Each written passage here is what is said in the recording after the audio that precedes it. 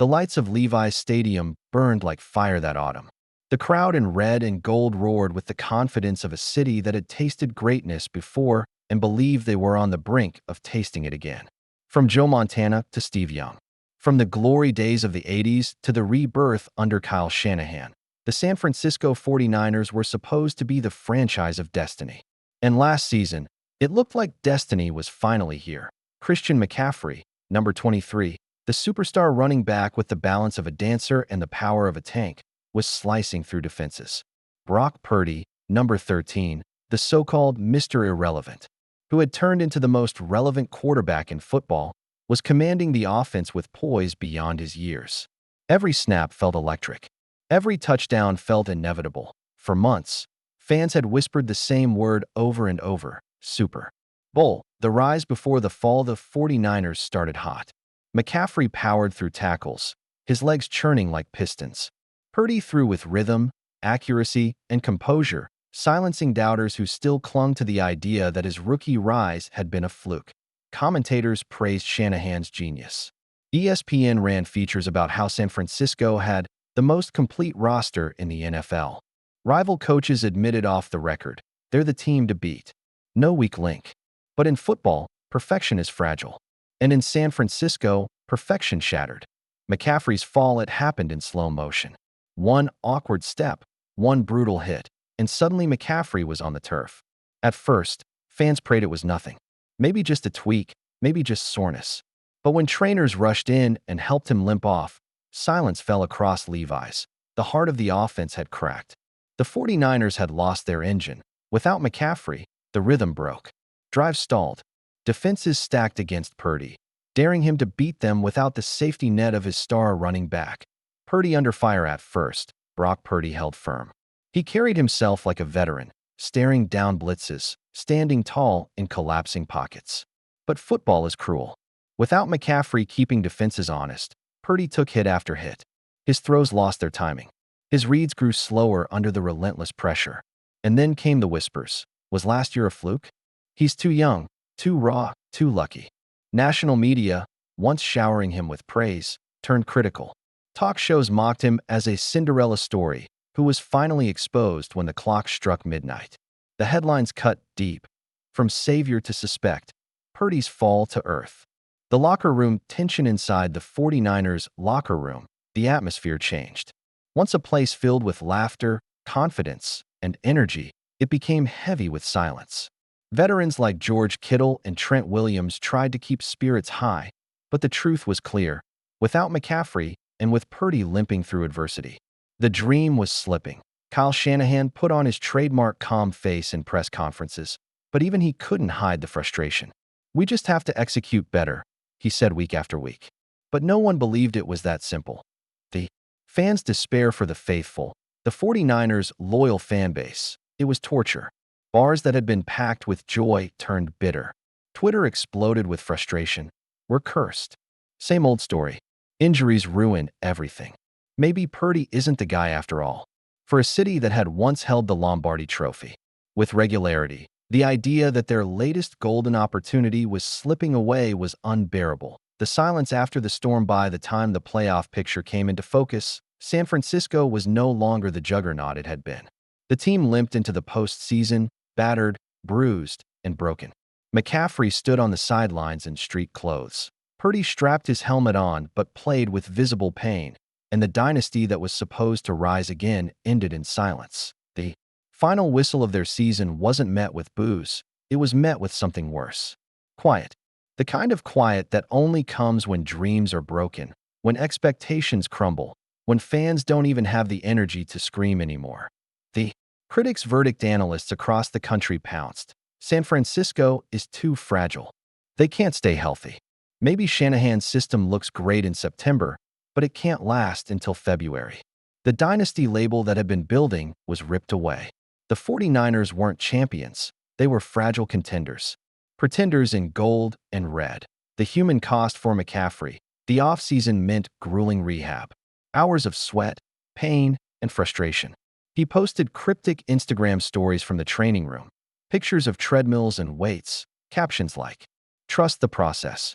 Fans clung to those posts like lifelines, hoping their star would return. For Purdy, the offseason was filled with doubt. Everywhere he went, the questions followed him. Are you really elite, or just a lucky run?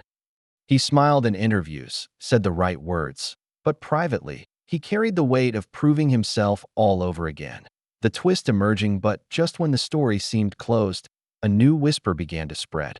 Reporters at 49ers training camp noticed something unusual.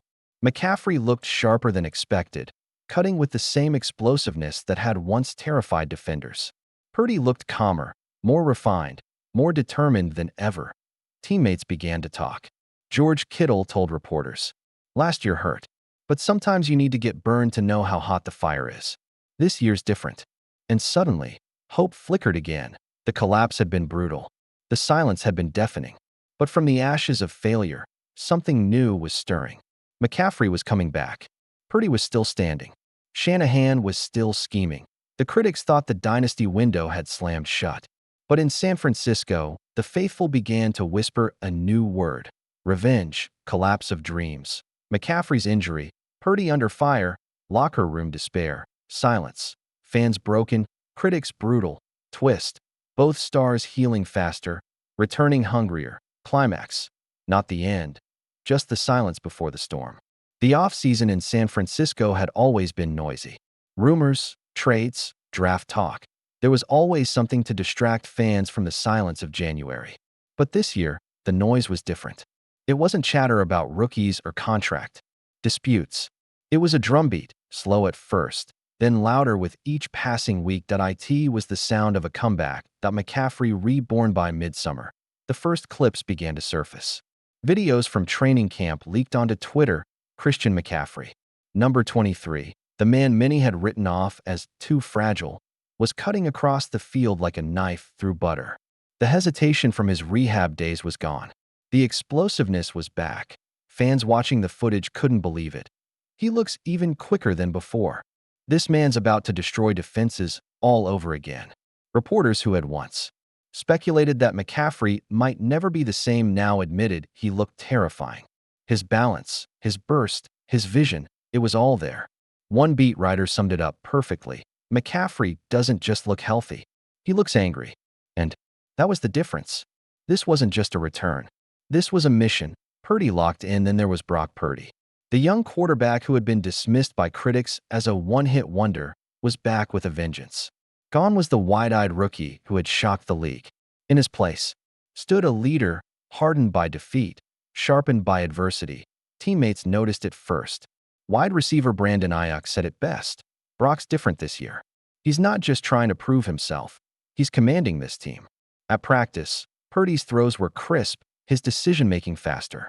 Coaches whispered about his film study, how he stayed in the building long after others had gone home. Every pass, every read, every huddle carried a new weight.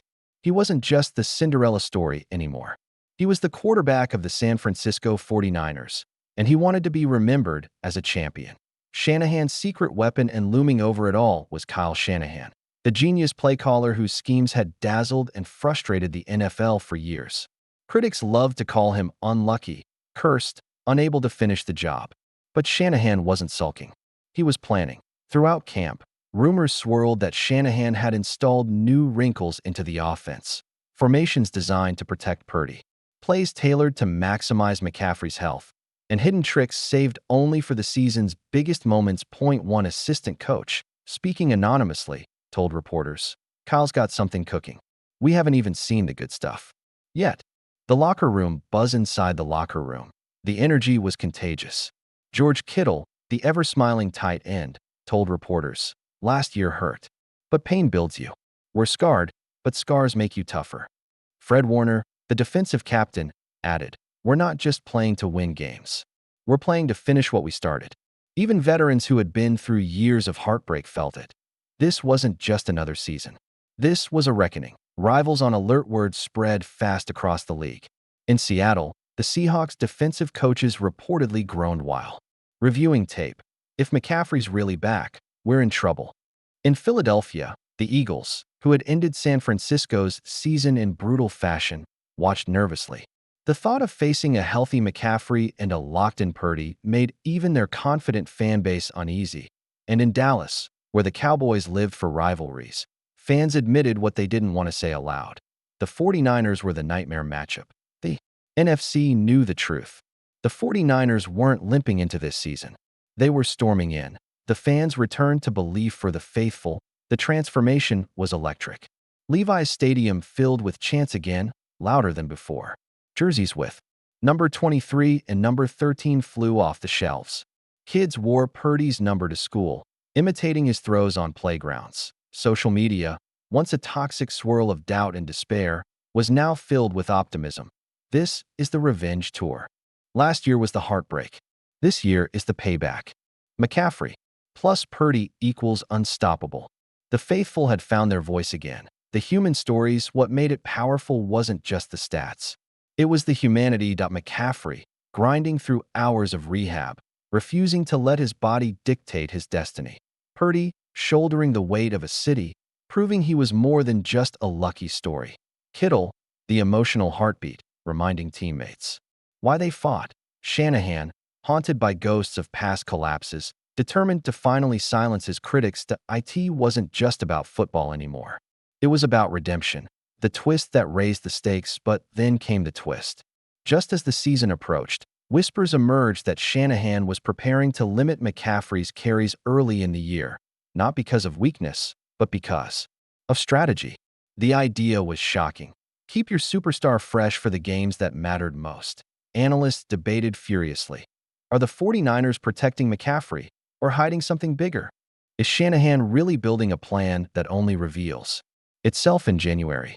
The theory caught fire. The 49ers weren't just aiming for wins. They were aiming for the Super Bowl, and every snap was part of a bigger chess match. The climax, the reckoning awaits as Week 1 approached. The storyline reached fever pitch. McCaffrey jogged out of the tunnel to thunderous applause. Purdy slapped helmets with teammates, his eyes locked in. Shanahan stood calm on the sideline, playbook in hand. Expression unreadable. The faithful roared, but beneath the noise was something heavier. Expectation, because this wasn't just another season. This wasn't just another run. This was the year of reckoning. Would McCaffrey's body hold? Would Purdy silence the critics? Would Shanahan finally flip the page and deliver the storybook ending that had eluded him for so long? The NFL world watched with bated breath. And in San Francisco, one truth echoed louder than the chants, louder than the critics, louder than the ghosts of the past. This time, it's not just about making it. It's about finishing it.